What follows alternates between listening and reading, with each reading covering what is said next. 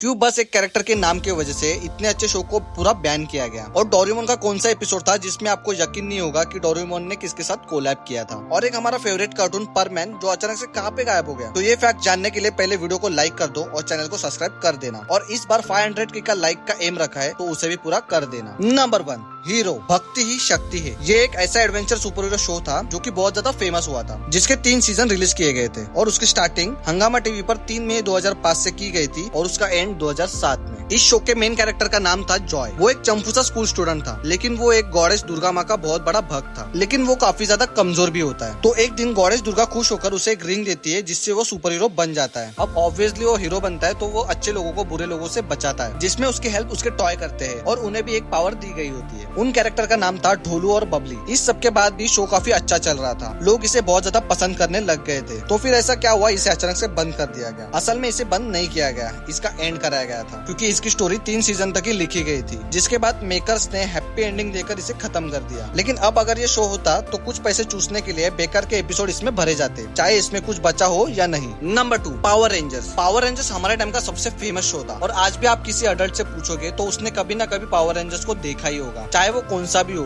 Diana thunder, super samurai etcetera, जिसमें से power rangers SPD सबसे ज्यादा फेमस था। लेकिन क्या आप जानते हो, इस शो को जापानीज शो सुपर सेंटाई से कॉपी करके बनाया गया था, पर फिर भी ये शो हर जगह बहुत ज्यादा पसंद किया जाने लगा। इतना ही नहीं, इसका पहला शो माइटी मार्फिन था। उसके रिलीज होने के 6 महीने बाद उसने सारे शोज की रेटिंग तोड़ दी थी और सबसे ज्यादा देखने वाला शो बन गया था। तो आप सोच रहे होंगे कि ये शो फिर बंद क्यों किया गया। असल में प्रॉब्लम आती है पावर रेंजर्स के माइटी मार्फिन के नाम से, जिसमें मलेशिया में इसी रीजन की वजह से इसे बैन किया गया। इसमें मार्फिन का नाम था और मार्फिन एक खतरनाक ड्रग भी होता है, इसीलिए मलेशिया में इसे बैन किया गया। साथ में न्यूजीलैंड के गवर्नमेंट ने कहा कि इसमें बहुत ज्यादा लड़ाई दिखाई जाती है, जिससे बच्चे इंस्पायर होकर अपनी फेक स्पॉट लेकर रोड्स पे निकल जाते हैं, जिसकी वजह से इसे न्यूजीलैंड में भी बैन किया गया। लेकिन इंडिया में ये शो बंद नहीं हुआ, बल्कि इसका प्रोडक्शन डिज्नी वालों ने खुद ही रोक दिया, क्योंकि एक इंटरव्यू में इसके शो रनर्स का कहना था कि उन्हें ये शो पसंद नहीं था और बाद में उन्हें समझ नहीं आ रहा था कि वो ये शो क्यों कर रहे हैं। नंबर 3, परमैन। आप जानकर शॉक हो जाओगे कि इस शो का डोरेमोन के साथ कोलैब हुआ था। जैसे कि बहुत सिंपल स्टोरी होती है, अगर कोई शो नहीं चलता तो उसे बंद कर देते, लेकिन परमैन एक ऐसा शो था जिसके हिट होने के बाद भी उसे बंद करना पड़ा, लेकिन फिर इसे चालू कर दिया गया और फिर बंद कर दिया गया। परमैन की स्टोरी बहुत इंटरेस्टिंग है, जिसे सुनकर आपको मजा आ जाएगा। अगर आपने परमैन देखा है तो परमैन को लोग काफी पसंद करते थे, क्योंकि इसमें काफी फ्यूचरिस्टिक टेक दिखाया गया था। क्योंकि जैसा बाकी सुपर हीरो शो में एक ही इंसान को इधर उधर जाना पड़ता है, उसमें इस कॉन्सेप्ट को बहुत ही अच्छे से हैंडल किया गया था। क्योंकि इसमें मिक्सियो जो परमैन था उसे एक रोबोट दिया गया था जो कि मिक्सियो की जगह ले लेता था उसके एब्सेंट में। इतना हिट और डिटेल कॉन्सेप्ट होने के बाद भी इसे आखिर बंद होना पड़ा। असल में परमैन को इंडिया में इतना पॉपुलर होने के बाद भी बर्बाद करने वाले उसके मेकर्स ही थे, जिन्हें एक छोटी सी बात समझ नहीं आई। परमैन के राइट्स पहले डिज्नी के पास थे, लेकिन डिज्नी को इस शो में कुछ इंटरेस्ट नहीं था, इसीलिए इसे हंगामा को दे दिया गया और हंगामा ने इसे 5/50 को लॉन्च करने का डिसीजन लिया। जबकि इस टाइम मोस्टली बच्चे अपने ट्यूशन पे जाते थे, जिसकी वजह से इसे किसी ने नहीं देखा। लेकिन यूट्यूब पर इसके वीडियो काफी वायरल हो रहे थे, जिसकी वजह से कंपनी ने सोचा चलो इसको फिर से लॉन्च करते हैं। लेकिन फिर भी ये फ्लॉप रहा। कंपनी को कुछ समझ ही नहीं आ रहा था। जो यूट्यूब पर पड़ा हुआ था उस पर भी ये लोग कॉपीराइट मारने लगे और सारी वीडियो यूट्यूब से भी हटा दी गई। अब इसके एपिसोड दोनों जगह से गायब है। लेकिन इसका जिक्र एक डोरेमोन के एपिसोड में किया गया है, जब नोबिता मिक्सियो की गर्लफ्रेंड से पूछता है कि ये कौन है, तो वो कहती है मैं इसका इंतजार कर रही हूँ, जो कि मिक्सियो होता है। तो ये थे कुछ फन फैक्ट्स जो कि काफी ज्यादा इंटरेस्टिंग थे, और ऐसे ही फैक्ट्स जानने के लिए अभी चैनल को सब्सक्राइब करना और दोस्तों के साथ शेयर करना मत भूलना। धन्यवाद।